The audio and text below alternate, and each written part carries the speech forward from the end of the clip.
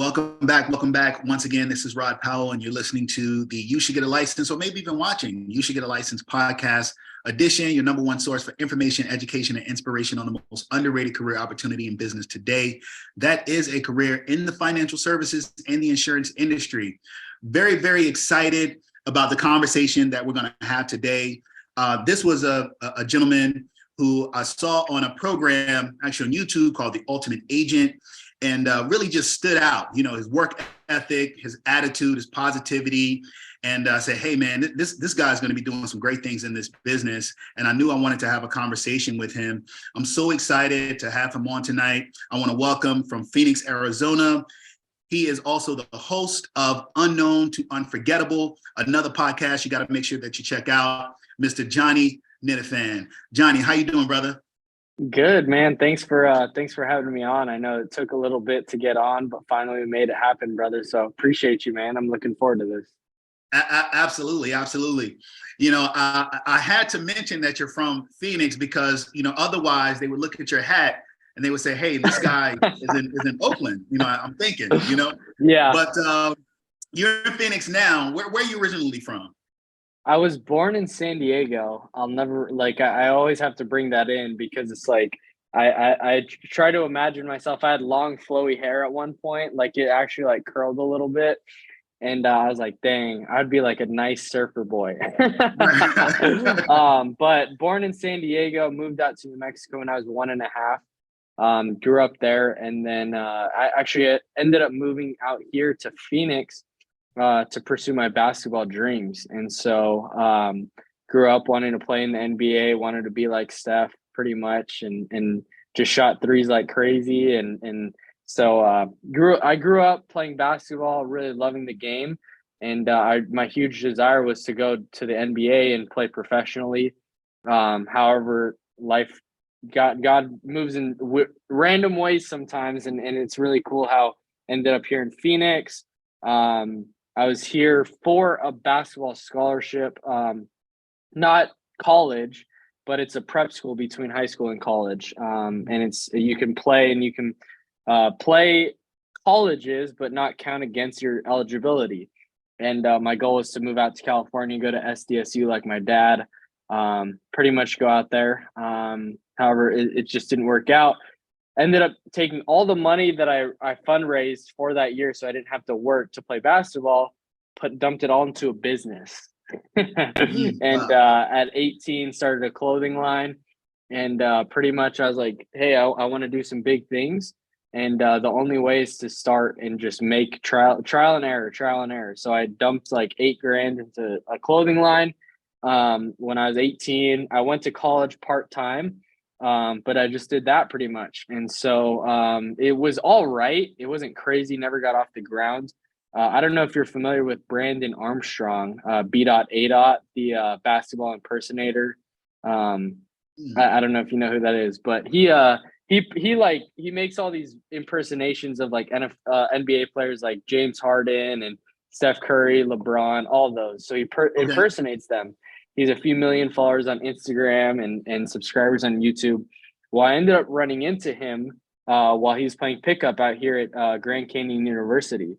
And so I walked up to him and he was like in the middle of the game, just got done. I walked up, I was like, hey, can you wear this one of my shirts and play in it? So I made a mixtape out of it. Like I made a highlight reel, sent ads to it. Best week of sales he posted on his Instagram, just like had a bunch of people. It like sold out, took all the money of like profit, just dumped it straight back into the business, and the next drop was a complete fail.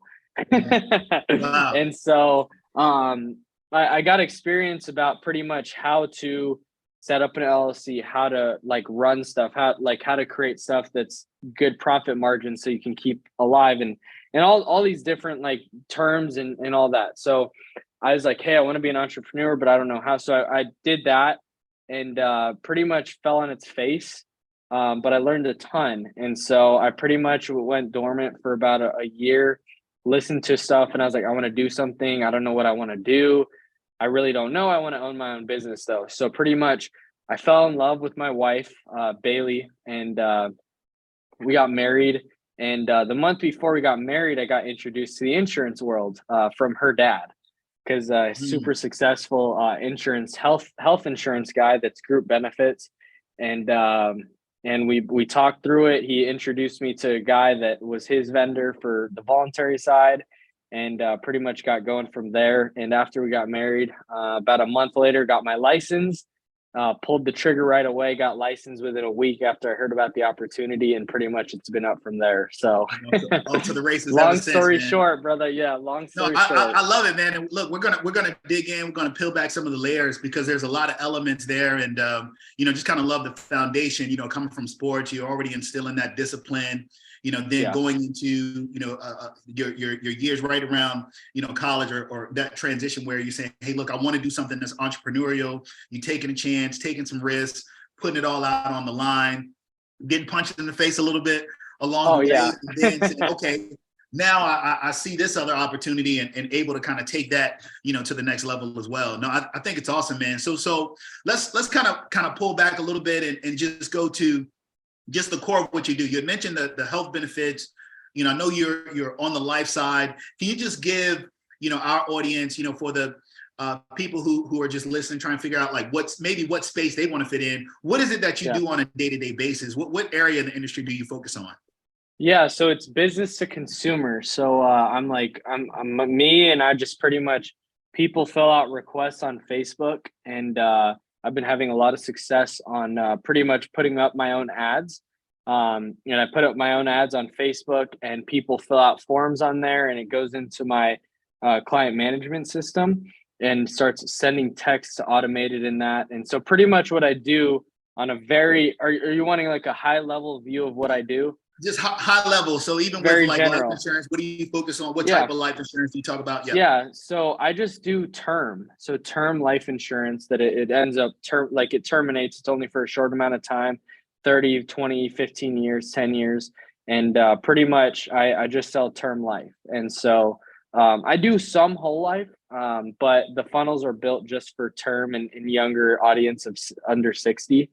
Because we have really good products for that, instant approvals, or approvals, instant approval products. So like I'll know if they get approved or not, pretty much on the spot. So if I need to pivot, I can. But on a very high level, people fill out forms on Facebook, and I respond to them and pretty much enroll them in different types of life insurance. And so that's pretty much on a high level what I do. But just term, I did mortgage protection for a while. I'm still building a sales organization for mortgage protection. That's pretty much just term to be able to pay off the mortgage if they were to die.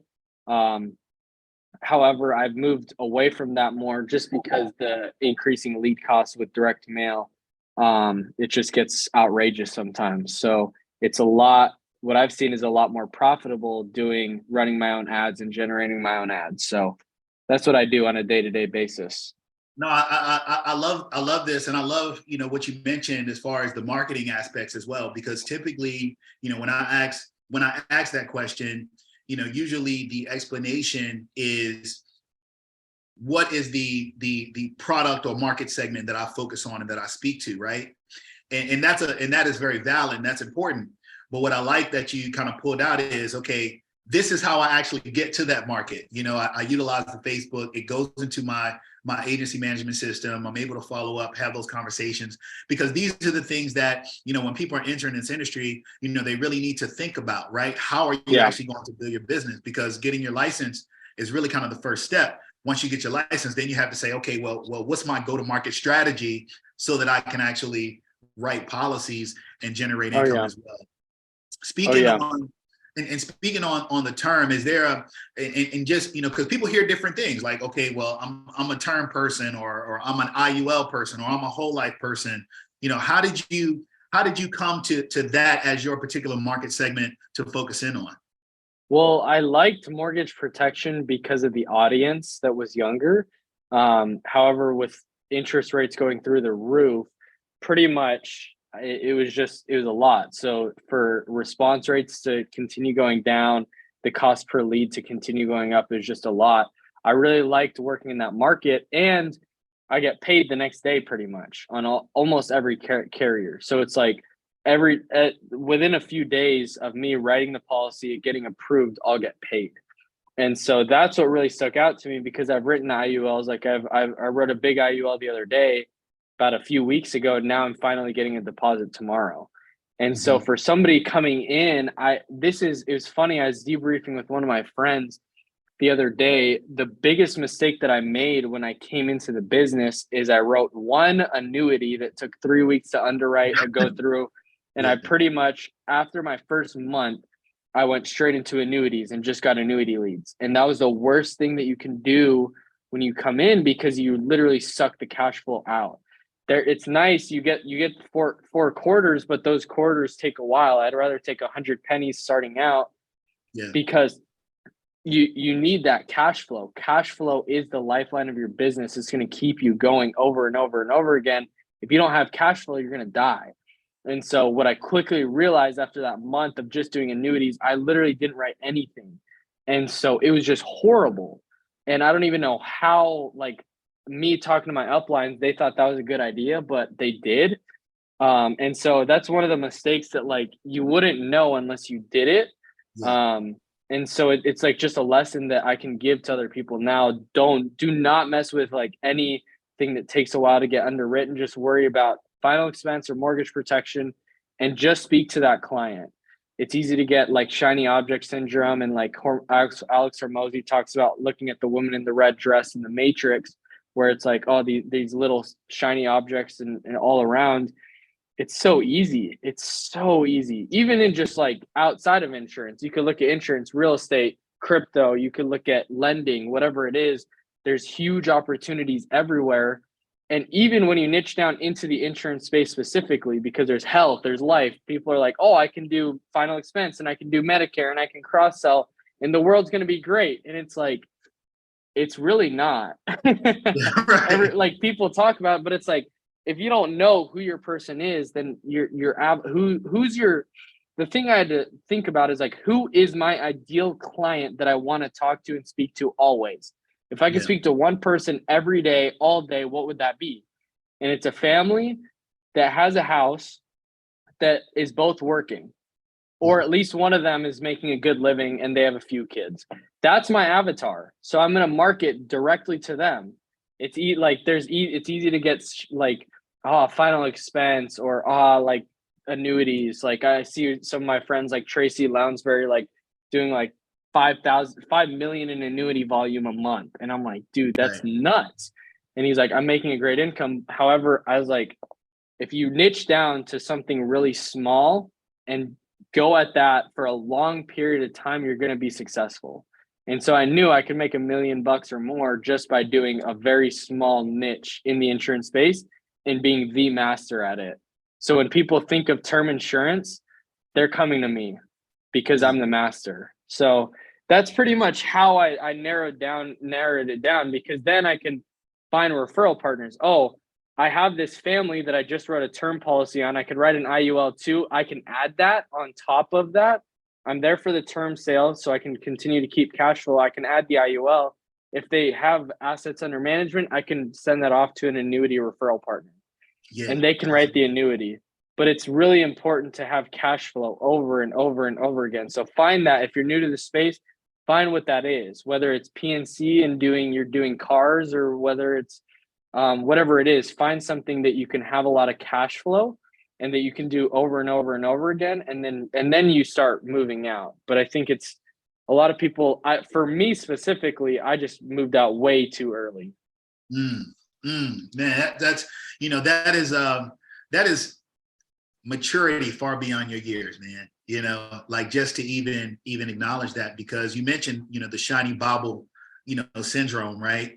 People see, okay, well, this person's doing all these annuities and they're making all this money from it. Oh, well, I should do that too. Oh, well, they're doing, all of the investment products and securities. I should do that too. Right. It's about finding, your zone, your space, and then building on that, because it's all about building your confidence as well as your competence, right? Like you're the master term, but that also makes you very confident in those conversations. So you can speak to someone and really connect with them in an intelligent way. No, that's awesome. So coming into this space now, you kind of found your footing, and it's interesting because, as we were talking earlier before we even started recording, you've really only been in the industry for about a year. Yeah. Correct? Like, and even having those experiences. So what has kind of helped shape, that mindset? Because you say, hey, I found out early. Some people don't find out until their fifth year, right? How to niche down and hone in. What were some of the things that you utilized that helped you hone in early on?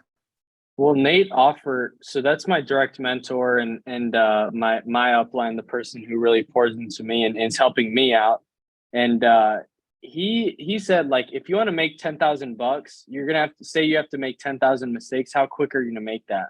Are you gonna take a year? Are you gonna take 5 years? Are you gonna take 10 years? Are you gonna take 10 months, 5 months, 2 months, 2 weeks, 2 days, 2 hours? How quick are you gonna make that?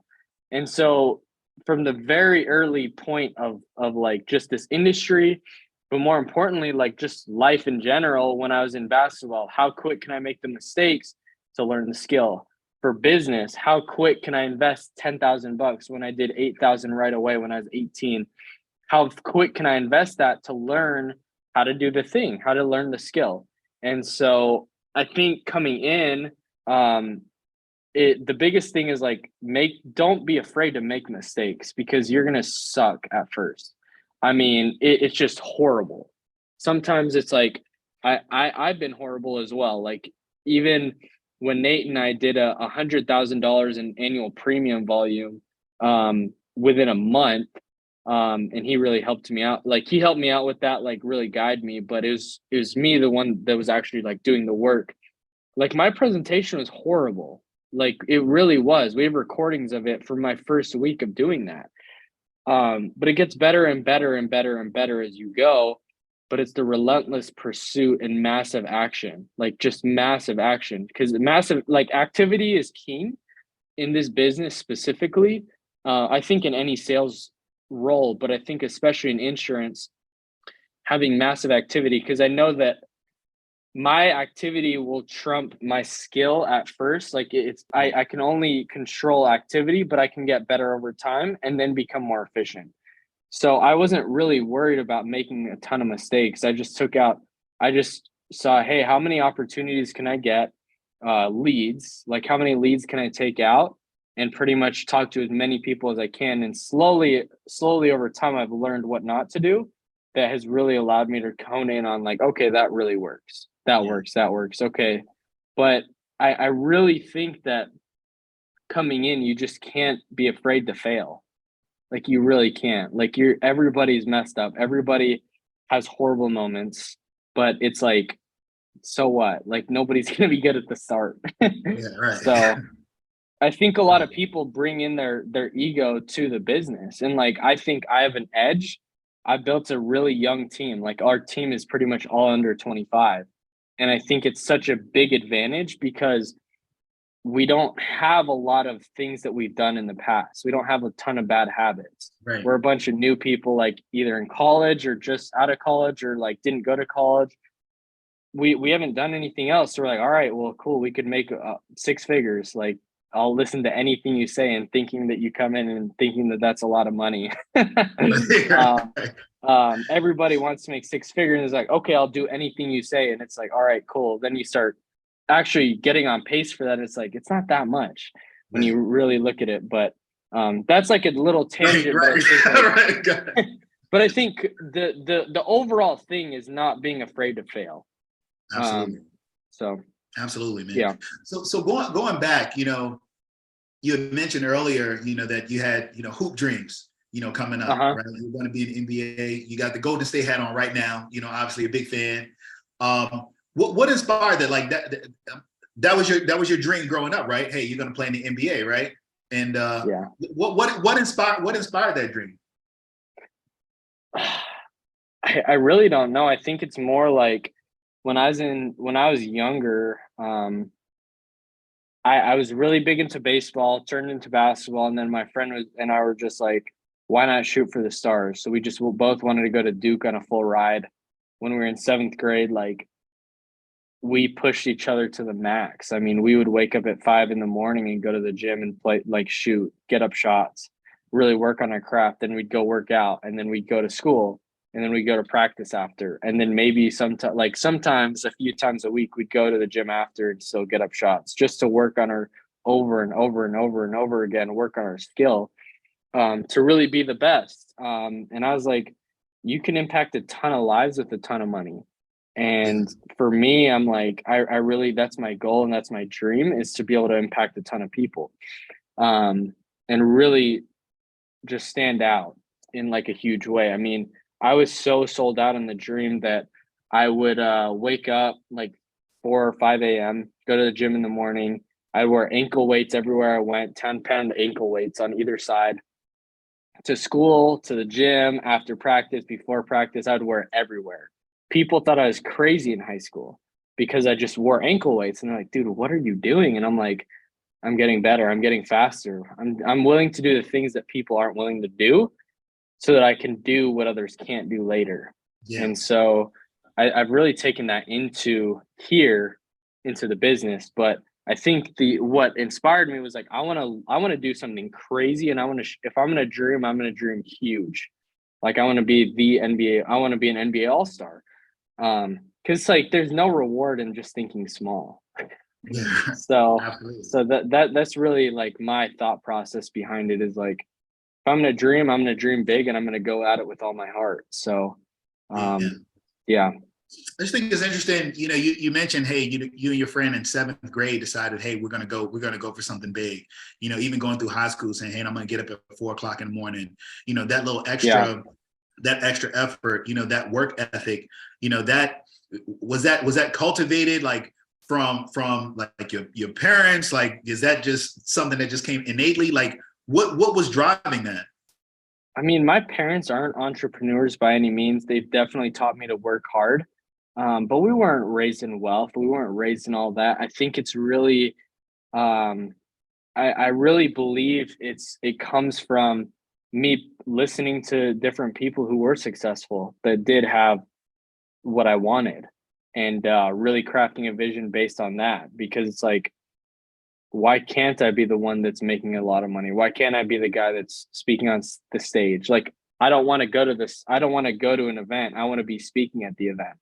Right. So it's like, it's one of those things that it's like, I think like early on, I just listened to a lot of motivational speeches. I listened to a lot. I mean, like right now, like I have one monitor right here. I have another one that doesn't work, but I pretty much, it's like a vision board. I have another one right here. Like, I would write down my goals every day.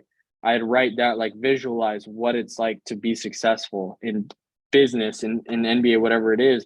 Like, literally, when I'd wake up in the morning, I had a postcard up above my bed, and it said, don't waste a day, because it's a day you can't get back. In the mirror, like when I wash my hands, it's like, have faith to move mountains. When I'm going to the bathroom, I'd have like stuff in my bathroom, like on my walls, like everywhere. I just immerse myself, and I still have it to this day. Like, right? Exactly. Like, it's like, dude, like even the light switch, like above the light switch, I had a quote there. So wherever I'm looking, like, I'm seeing like positivity. I'm giving myself affirmations, because there's so much negativity. And even myself, like, I could be very negative at times, but if I constantly see things that I wrote, my own handwriting, like, I love having max profit and tons of money flowing into my account every day. I'm always living in abundance. Like, I'm wealthy in love and leadership, and I do 20,000 a week in business. Like, trust the process, like some scriptures. Like, I make $1 million a month in income because my business is healthy and growing at a massive rate. Things that like I know to be true, I just haven't lived it out yet, and it makes me have a ton of gratitude for the process. I love it. Of like, dude, it's like, it might suck now. Like a few months ago, like having to ask my wife because I had $7 in my bank account, had to ask my wife to invest in my business and pay for leads when I didn't have money. And I think that's what really drives me, and think, dang, it's not that bad, and this is where I'm going, but it's a great story to inspire people that they don't need. Not many people are built of money. It comes through like a process, and it's a story. So yeah. No, I appreciate the candor and transparency there as well. And I know that, you know, those listening, will also, because, many times we hear about all the good stuff, right? But we don't hear about, some of the pains, and the struggles, that we have to endure throughout this industry, and really throughout life in general, as you mentioned. But what are the things that you can do to keep you motivated, to program your subconscious mind, to keep you moving forward, towards where you want to be? And like you just mentioned, you mentioned a lot. You said, hey, look, I'm listening to motivational. I'm listening to motivational speeches, quotes. I'm writing my goals down. I'm reading my goals every day. I got positive affirmations all around the place. I got affirmations on the ceiling. I mean, those are the things that, people may not pay attention to as much, but they make a big difference, because, how, they're Think and Grow Rich. It's like, it's all about your mind, right? It's all about, how you are thinking and what you're attracting and bringing to you on a day-to-day basis. So that is huge. Like, everything that you named, everything that you said is really major. I want to talk about your transition. So coming from basketball, getting into, the industry, you mentioned that your wife's dad was in the business. He was successful. How did that conversation come about? Like, how was it introduced to you? Well, I think all along he thought I'd be good at it. He mentioned it to me a few times, like, you could be really successful in the insurance world. And I was like, dude, who wants to be in insurance? Like, I saw the life that he was living, but I was like, dude, insurance, like, that's so weird. Honestly, I was like, I have no clue what insurance is. I don't even know how you sell it, whatever. Like, it was weird, but I was like, he has the stuff that I want one day. And so when I realized that, I was like, okay, I'm open to hearing about it. And then when he would talk about it, I was like, I have no clue what you're talking about. So that first meeting, I mean, they were talking, and all I knew was the guy, like, made six figures when he was 20. That's all I really knew. And I was like, okay, that's insane. I want to learn how. And that's pretty much it. Like, that's all that went into that. So it's like, I was like, well, you can make a ton of money. I'm just going to listen to him and do what he says. And I know it'll work out, because I didn't do exactly what my father-in-law did. I was working with one of his vendors. So, like, he introduced me to him, that introduced me to, like, the worksite benefits, like you were saying. So, but yeah, it's like what was the main question? And because I know that was like a part of it. What was the catalyst? Like, what was the spark, so to speak, that got you actually interested in it? So you just mentioned insurance. Why would I want to work in insurance? Insurance is weird. Like, I can't even fathom, because I would dare to say that 90% of insurance professionals, particularly on the agent or producer side, felt the exact same way, except for those who are like legacy in the business, and like they saw their parents managing the agency and they got to grow up in it. But what was the thing that were you like, well, maybe this isn't so weird, maybe this is something I can do? Well, not a crazy, like, investment, like, up front. Like, you don't, like, a lot of businesses, like even a Chick-fil-A franchise, like 10 or 15 grand up front, and you don't make money for the first, like, 3 years. Like, there's not much investment up front except getting your license, which is like $100 or like $150. Like, it's nothing. And you can literally just trade your time for money. You can literally call from lists. Like, I didn't do that. However, I know that it's possible, and I've seen it. Like, I've seen people do it. So I think, like, when I really realized I wanted to be able to get compensated for how hard I work, because I was working at Starbucks and I was the hardest worker, but I was getting paid the same as everybody else. I was willing to do things that everybody else wasn't willing to do. However, I was getting paid the same amount. And I was like, dude, there's got to be some place that I can really work up, like, and just learn, immerse myself, and work up and scale my income just as much as I do my skills, like, just scale it up. And so when I realized that, like, I can really, like, skill stack with insurance, I was like, dude, this is a great vehicle. Like, I don't know why I didn't get into sales earlier, because I could pretty much dictate my income. If I'm not making a lot, it's on me. It's not on the manager, it's on me. So that's what really opened up my eyes. And then it pretty much just continues. Like, my eyes were open, and then the light just kept getting brighter and brighter and brighter. And I was like, dude, this is a gold mine. Like, I don't know how everybody doesn't do insurance. You missed it, right? I Like felt the same way. I'm like, man, how did I miss this my whole life? right. And it's funny because like I was even in a group with like this men's group with this one of these guys, and he like mentioned to me what he did, but he didn't like go into it.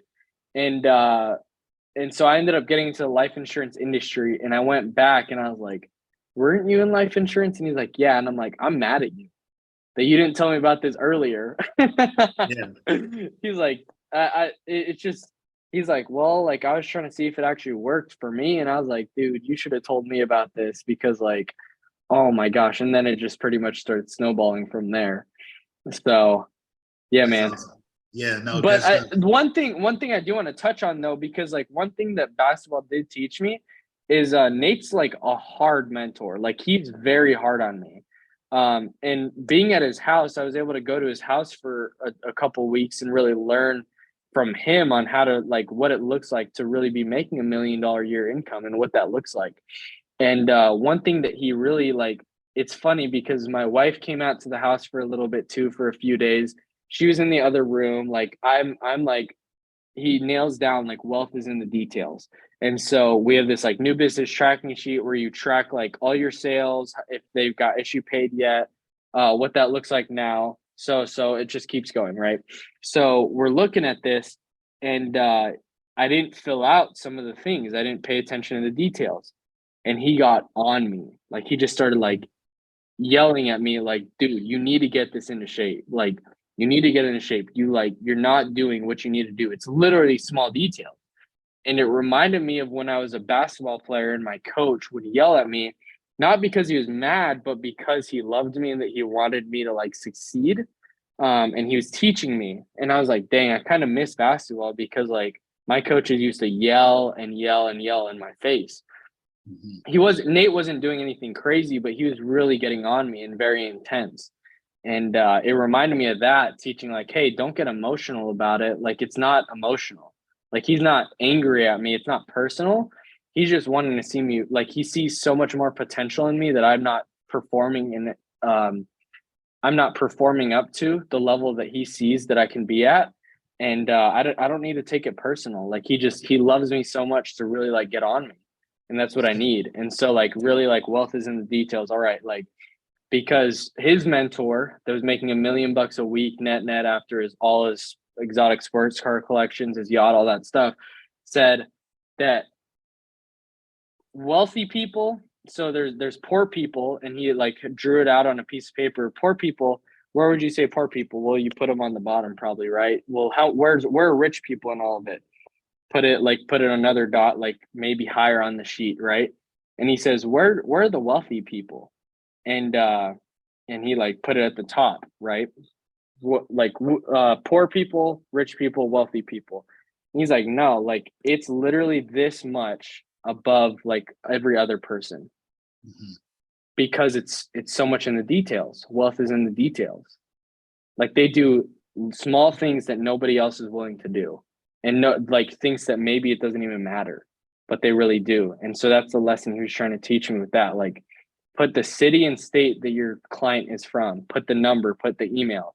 This tedious stuff, but it's like, okay, I'll do that. But I wasn't doing that. So wealth is really in the details. So, yeah. No, that's good, man. No, I like that. I like that analogy as well. You speak a lot about coachability, you know, just being coachable.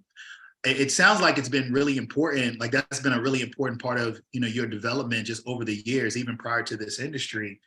You know, just from a success principle standpoint, you know, how important do you feel like it is for someone else to be coachable entering into this business?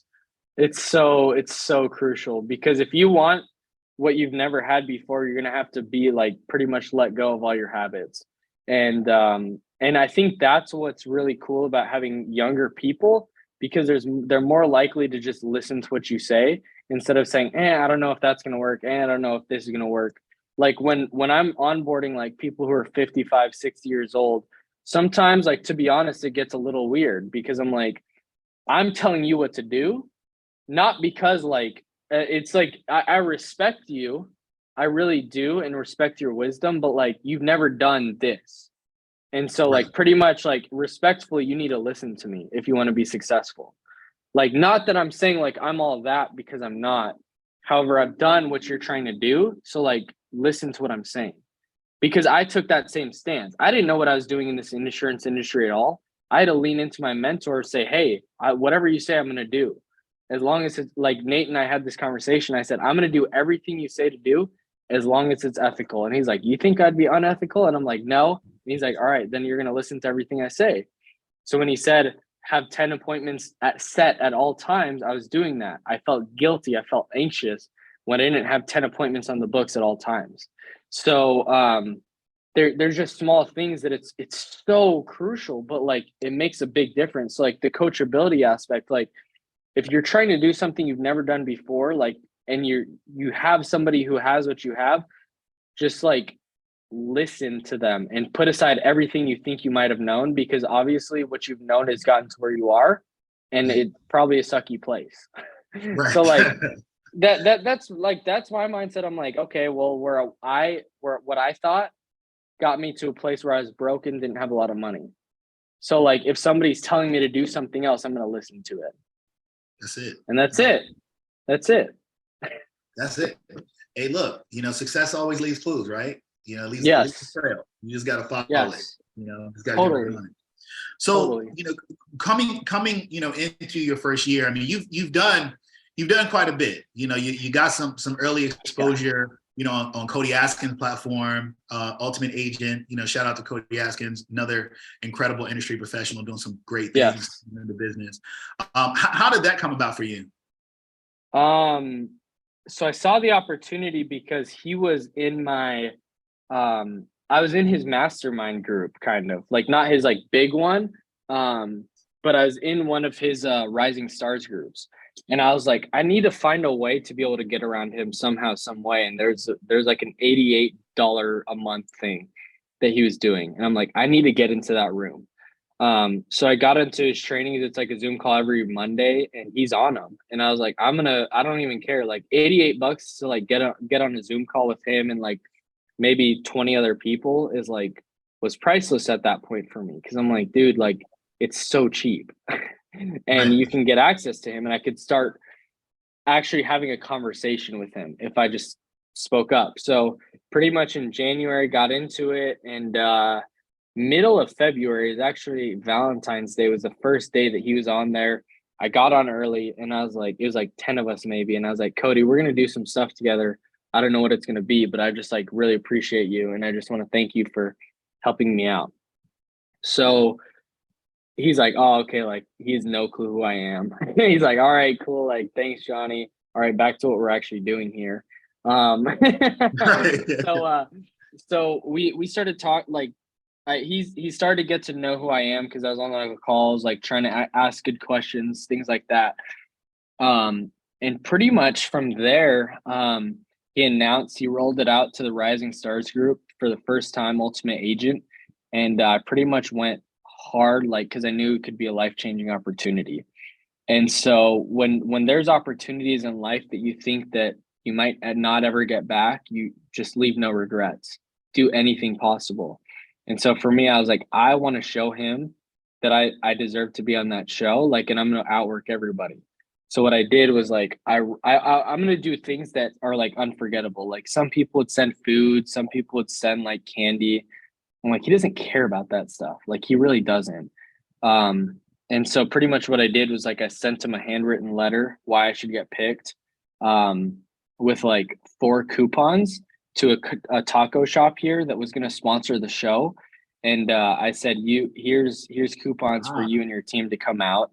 But like why handwritten letter, why I should get picked. I made a video and I just had like all my friends tag them. So like within an hour, it got over 100 comments of everybody tagging Cody. I was like, I want to grab his attention because 1, it gives more attention to him from my followers that can go and follow him and make him known. But 2, it's like, just grab his attention. He always talks about grabbing attention. And so I was like, I need to grab his attention somehow. So I'd like everybody post on their story and tag them, like all these people. So That was another way. I did get them one sponsor, but I like the taco shop was gonna come through as well. So that was another thing.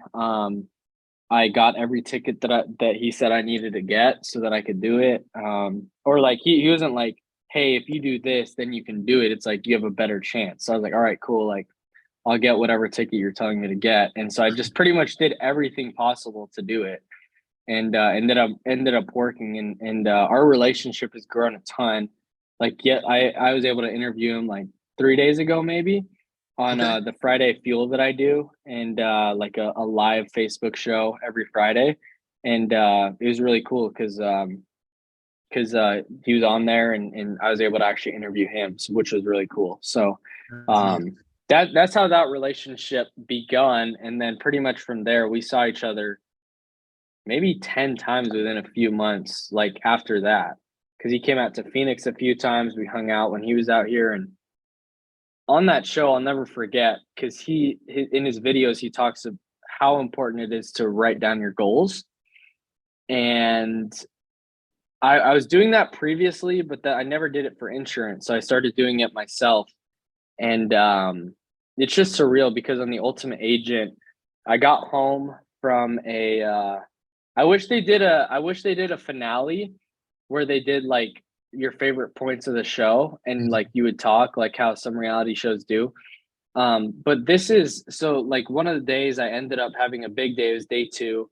I got back early to the house that we were filming at, and I went upstairs. I was like dialing people, and Cody walks up and he just sits down like near in the room, because it's like a loft. And so he sits down and he's like getting ready for the night session for him to announce, like, it wasn't anybody going home. It was just the second day, like day 2 winners.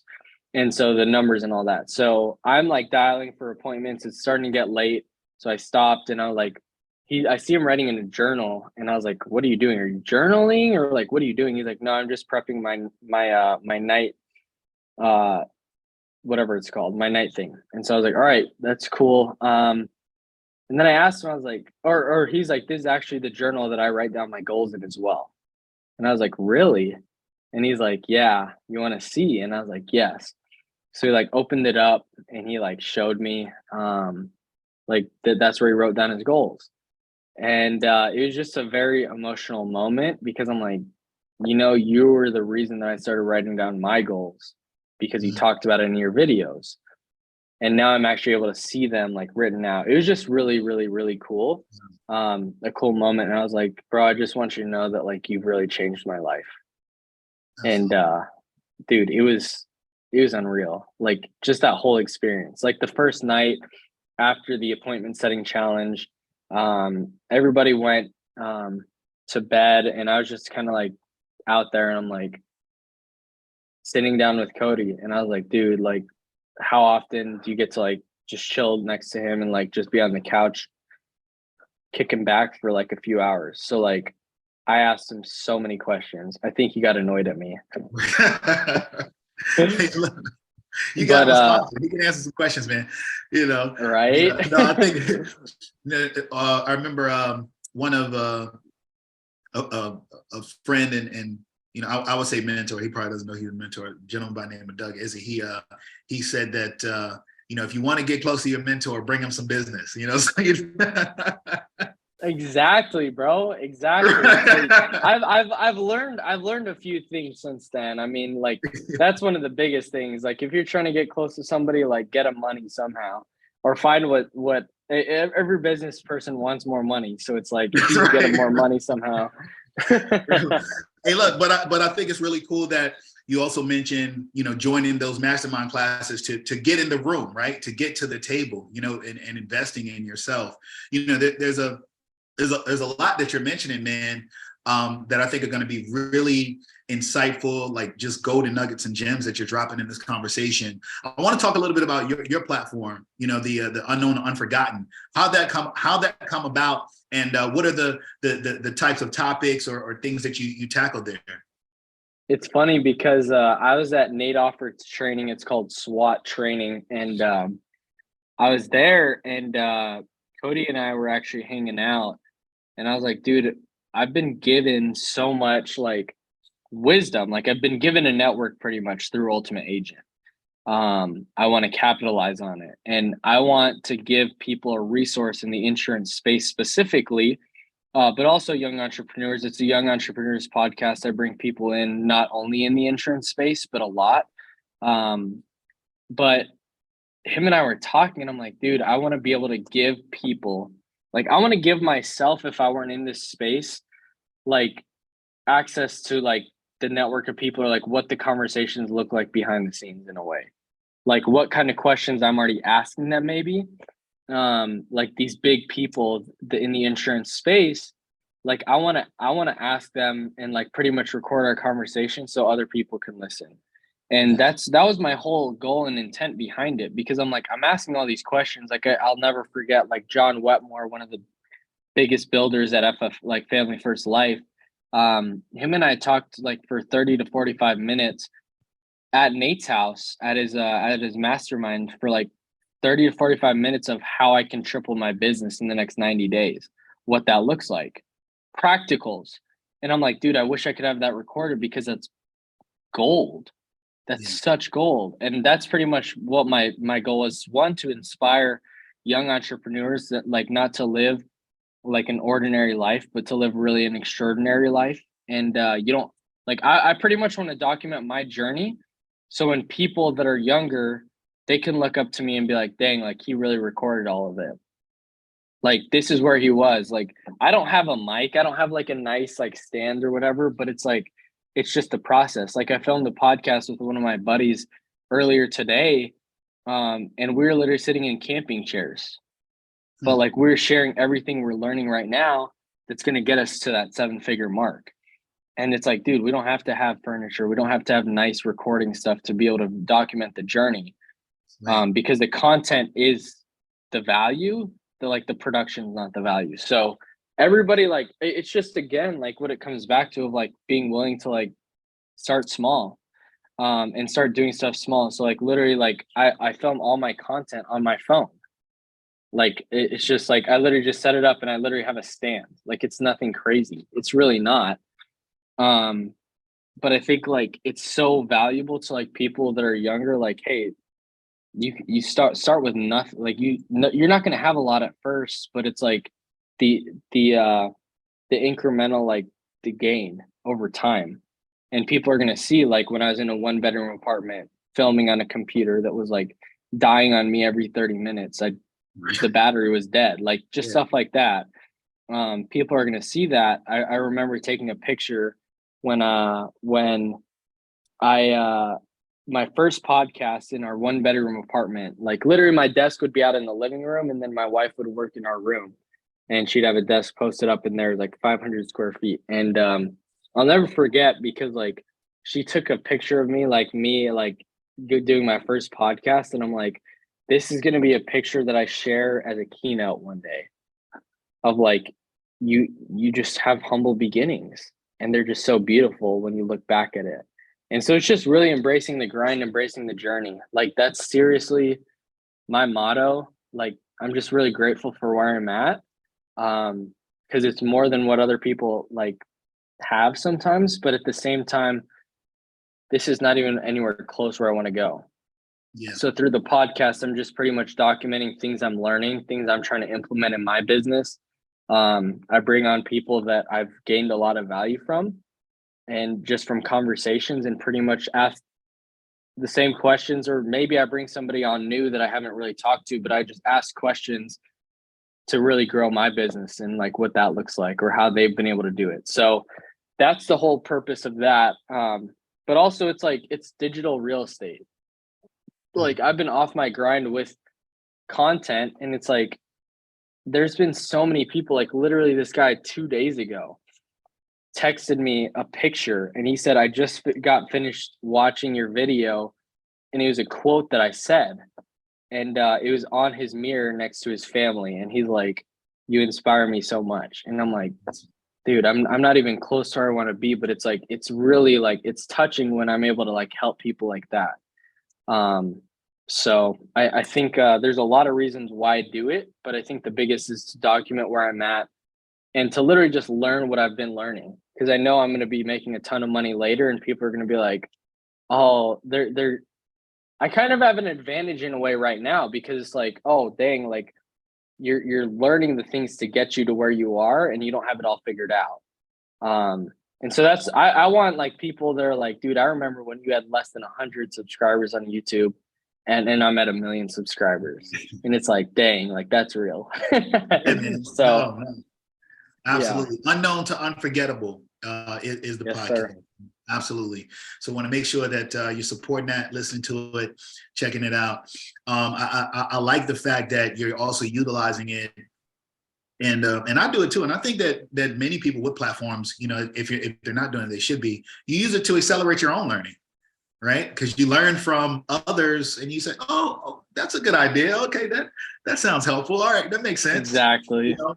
So no, man, it's an awesome idea, and I know it's going to continue to grow for you. Let me ask you this, man. You're you know, as we start turning the corner here on the conversation, you're a year in, right? And you know, there's a long way to go. You say, hey, look, you know, I'm nowhere near where I want to be. One, what is going to continue to motivate you over the course of the next 3, 5, 10 years in your career? And then two, what is the ultimate goal for Johnny Nitafan? Good question. I love it. So I think like the the thing that continues to motivate me is like, everybody talks about, like, not everybody, but a lot of people say money doesn't matter. Oh, like money's evil. Oh, money's this, money's that, whatever. I don't believe in that. Like I really believe that like you wouldn't be hating your boss and like still going to work. You wouldn't be waking up at 3 a.m. like me when I was working at Starbucks because you love, like, you do you really love that? Well, no, it's because of money.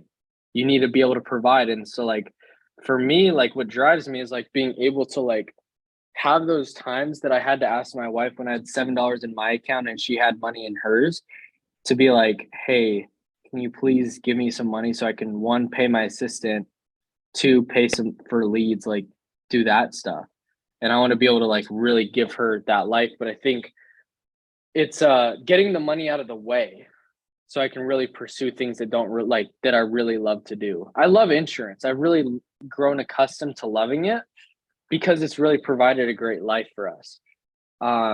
However, I think it's not my end all be all by any means. I think it's a vehicle. I really do Mm-hmm. like want to like do.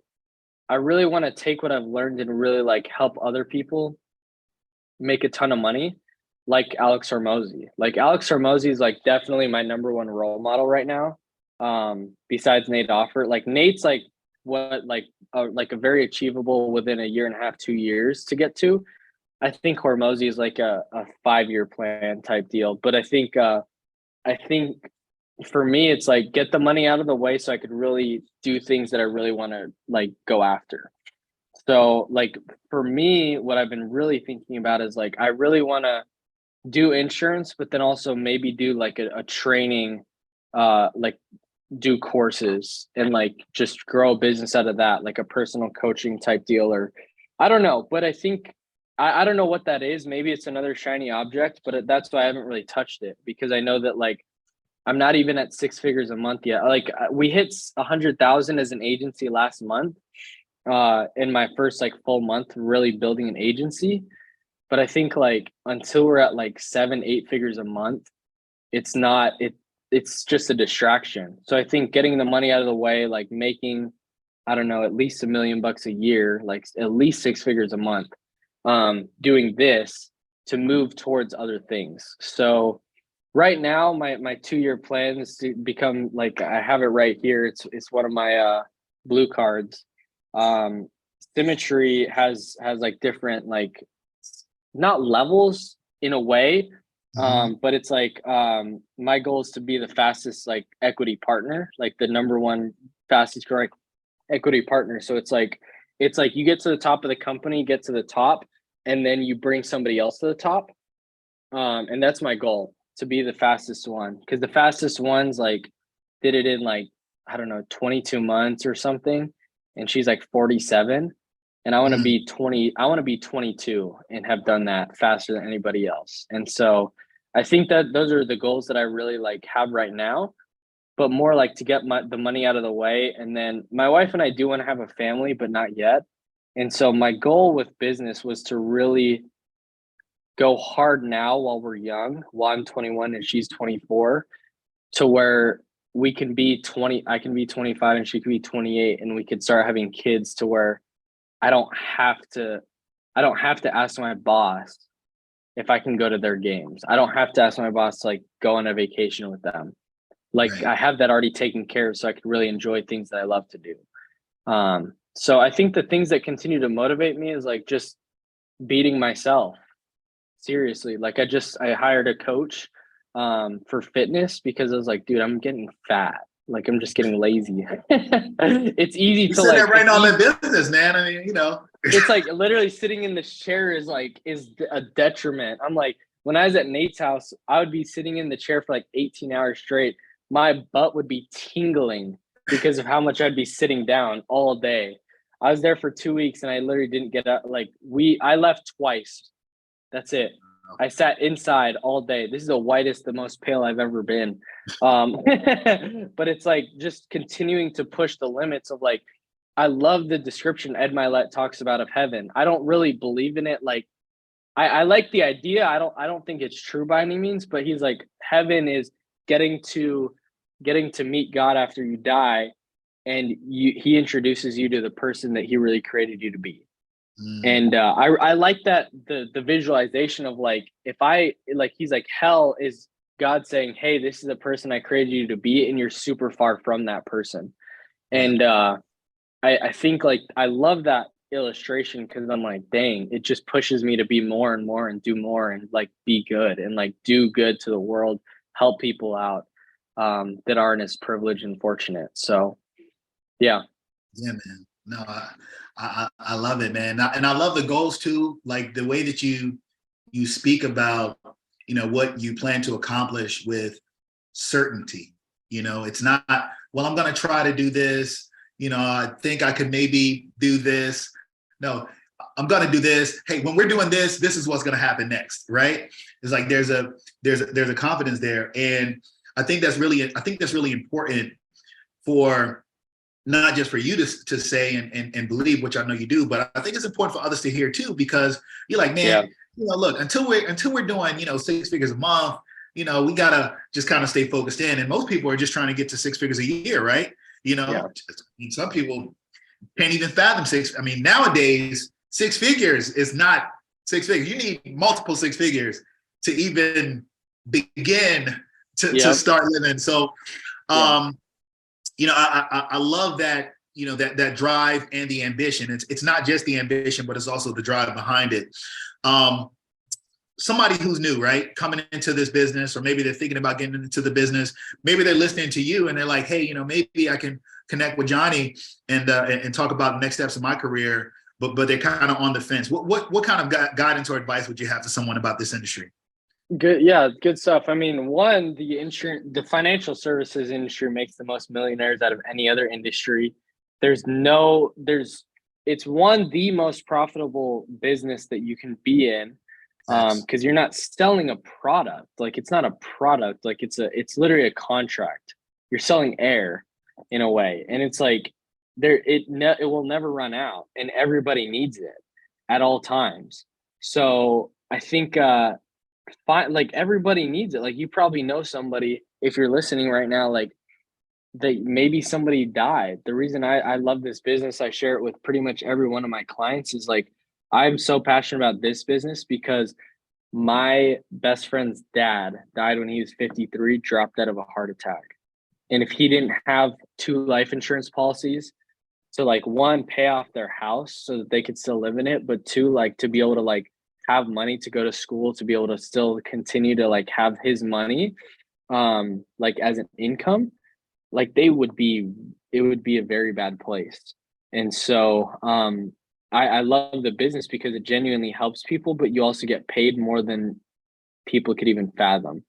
And I've been able to get, in the short amount of time that I've been in the life insurance industry, like 6 months, I've gotten deposits more than it takes me 6 to even like 12 months to make. at another place in one single deposit. And it's like, it's makes the most millionaires. It'll never run out, and there's a growing demand. And Alex Hormozy talks about, like, if you guys don't know, I've been talking about a lot about Alex Hormozy because he when he was by the age of 28, he grew 4 7-figure businesses. And so like that just gives him credibility. And he said the number one thing when starting a business is you have to find a hungry crowd, a starving crowd. And insurance is a starving crowd. Like that's the number one tactical advantage you could have over any other business, because you can have the best product, you can have the best whatever it is marketing, but if you don't have a crowd that's starving for what you have, it really doesn't matter. Like I could be less average, I could be a 2 on skills and you could be a 10 out of 10 on skills, but if you're not in a level 10 avenue or an income opportunity, I'm going to win every time because people are starving to get what I have. And so it's growing daily because there's more people coming in. So find a starving crowd. This is a starving crowd. People need insurance. And people are like literally begging me for insurance. So it's like, if you just help 10, 15 families a week, I mean, that's $10,000 to $15,000 in business, 60,000 a month. I mean, take about half of that and that's about income. Yeah. So you really 6 figures. If you're not doing 6 figures in your first year, you're really doing something wrong. And I say that with so much conviction, because you really don't. I have guys that last month, their first month in the business, like working 8 p.m. to 4 a.m. They go to sleep for 4 hours and they do this for 5 hours and they made like 10 grand last month. Like nowhere else you can do that. So I think like you're making the wrong decision if you're not choosing this opportunity. And I have very, very limited time and we have so many people coming on board. I don't know if I can help everybody.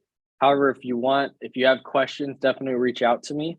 I'd love to help you out. Johnny Nitafan 1 on Instagram and on TikTok, YouTube. Just look me up, JOHNNY Nitafan, NITAFAN. And I'd love to see if I can help you out.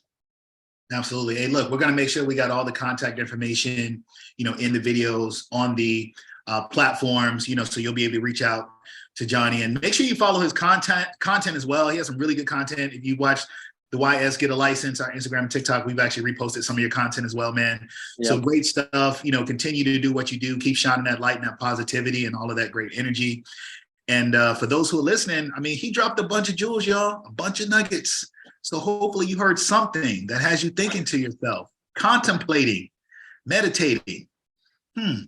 Maybe you should get a license. Until the next time, take care.